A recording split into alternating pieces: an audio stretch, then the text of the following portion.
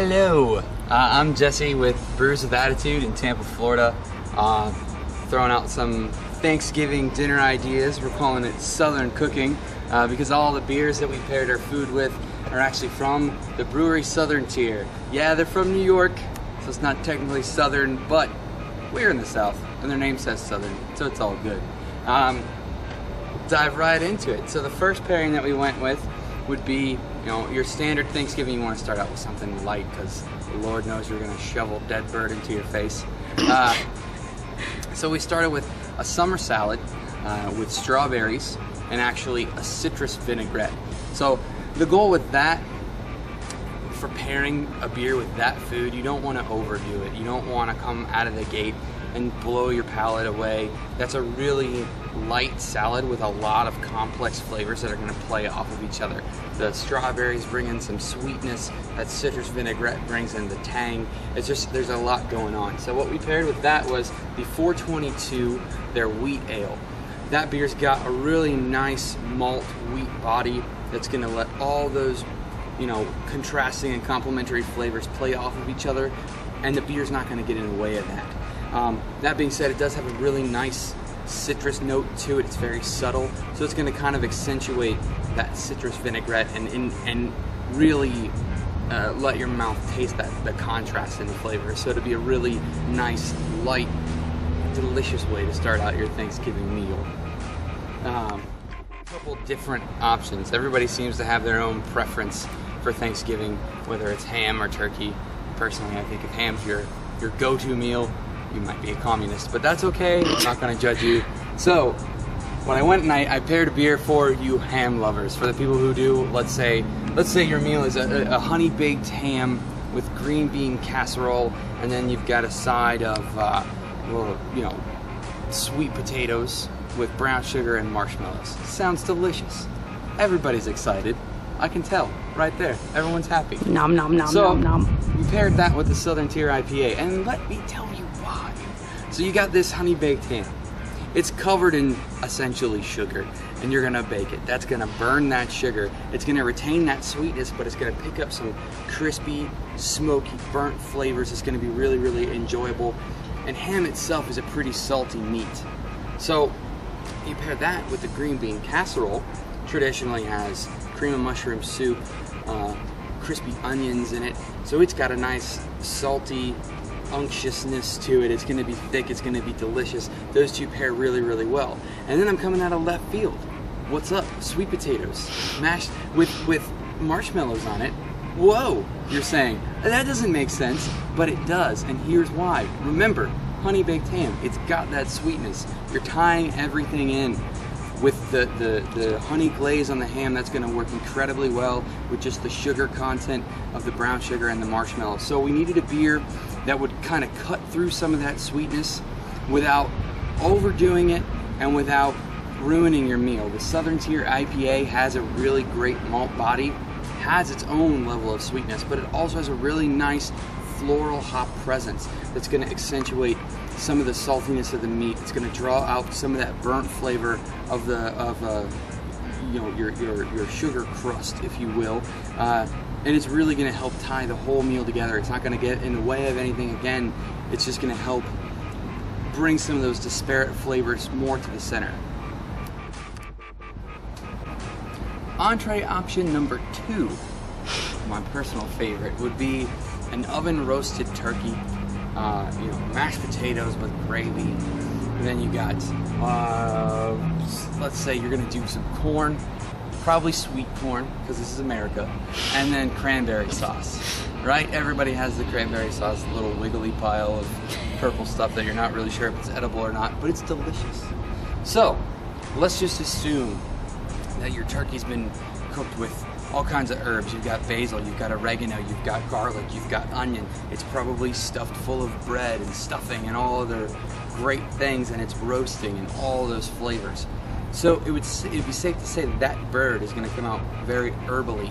It's going to have some earthiness, and that turkey itself has the dark meat has a really nice umami flavor to it, a really rich protein flavor.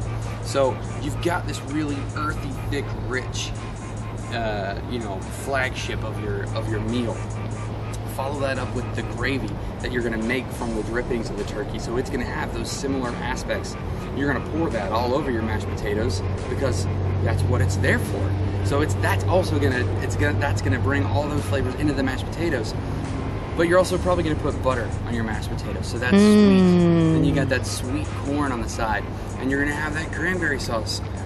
Why? Because that's what Grandma likes. No one knows. Grandma. So you need a beer, again, that kind of stacks up on its own against all those really strong flavors.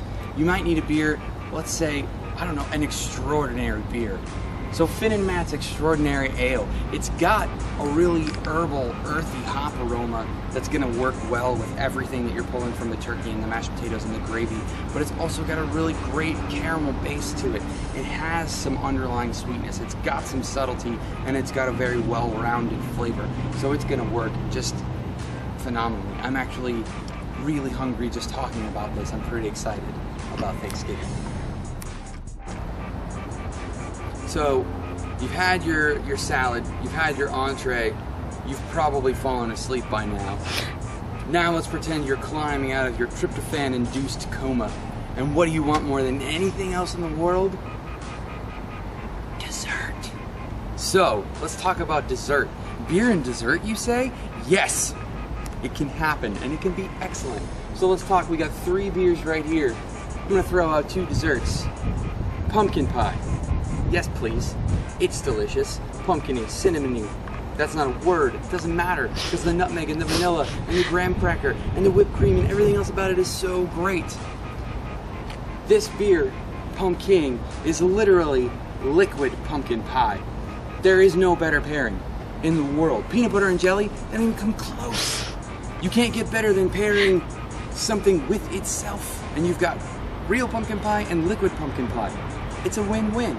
But let's say you're a crazy person. Let's say that's all well and good, but 2 servings of pumpkin pie at once, that might be too much pumpkin pie, Jesse. And I would say, well, you're out of your mind, but that's okay. I've got something for you too. You've got your pumpkin pie, right? It's delicious. It's great. It's got that whipped cream. Just everything's going on. You're loving life. Well, what if you want to throw your mouth a curveball? You hit it with the Mokah. A rich, chocolatey, coffee, roasty, blended stout, but it's got some sweet cream flavor to it as well. So that's gonna play off as a foil for that, you know, the pumpkin and the cinnamon spice. Gonna work really, really well with this. You probably, if you took a bite of pumpkin pie and then took a swig of that and then shook your face really fast, you probably end up with just like a pumpkin spice latte situation in your mouth. That sounds great. So let's say that's what you do. And then you're sitting there, you're thinking, oh man, that was really good, but you know what I really would like is some of America's dessert. America. America. That's no A, M-U-R-I-C-A. America's dessert. And that would be apple pie. It doesn't get more American. It just doesn't. So now you're sitting there, you've got apple pie. Someone busts out vanilla ice cream because this party's getting real.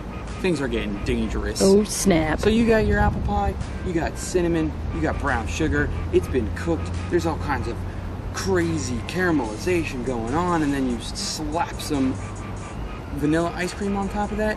Oh no. That's perfect, right? Oh you yeah. don't need anything else. You're wrong. You need this. You need the creme brulee stout. Creme brulee stout, same line of beers as the Mokah that we just talked about from the Blackwater series. It's a really, really, really big IPA, almost 10% alcohol, but it's what we call a sweet stout. It's got lactose sugar in it, so it's going to be, it's going to have this really rich mouth feel. It's going to have this really great sweet flavor to it, and that is going to pair incredibly well with the vanilla, lactose. There's lactose in vanilla, there's lactose in this beer. It works hand in hand. The brown sugar in your apple pie gonna pair great with the roasted malts in here. Everything in that's gonna work together. You're probably gonna be tempted to just pour the beer over your apple pie. And you know what? That's okay. You're in your own home.